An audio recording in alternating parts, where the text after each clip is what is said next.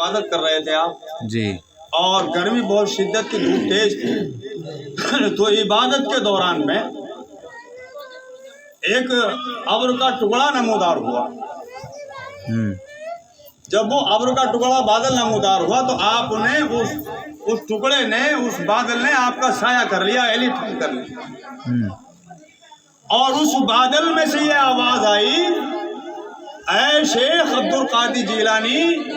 اب تمہیں عبادت کرنے کی ضرورت نہیں ہے، اللہ نے تمہاری عبادت کو قبول کر لیا۔ جب اتنا اس ٹکڑے میں سے جب آواز آئی، اس بادل میں سے یہ آواز آئی تو آپ نے سوچا کہ اللہ تبارک و تعالیٰ نے 1,24,000 کم و بیش پیغمبر اللہ تبارک و تعالیٰ نے دنیا میں مبعوث فرمائے، پیدا فرمائے، لیکن کسی نبی یا پیغمبر کے بارے میں اللہ نے یہ نہیں فرمایا کہ تمہاری عبادت قبول ہو گئی یا تمہیں عبادت کرنے کی ضرورت نہیں ہے۔ تو لہٰذا میں تو اللہ کے جو پیغمبر ہیں، نبی ہیں، رسول ہیں، میں تو ان کے قدموں کی خاک کے برابر بھی نہیں ہوں، تو یہ میرے لیے کیسے ہو سکتا ہے کہ مجھے عبادت کرنے کی ضرورت نہیں ہے؟ تو آپ نے کہا معلوم ہوتا ہے کہ تو شیطان ہے۔ جب آپ نے کہا اعوذ باللہ من الشیطان الرجیم، جب اتنا پڑھا تو وہ بادل کا ٹکڑا غائب ہو گیا،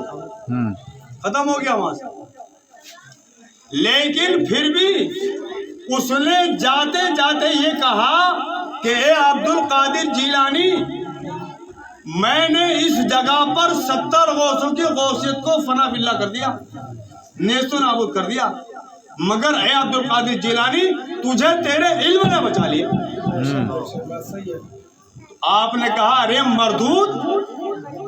اب بھی مجھے یہاں دھوکہ دینا چاہتا سبحان اللہ کہ میں اپنے علم میں تکبر و غرور کر بیٹھوں کہ مجھے میرے علم نے بچا لیا،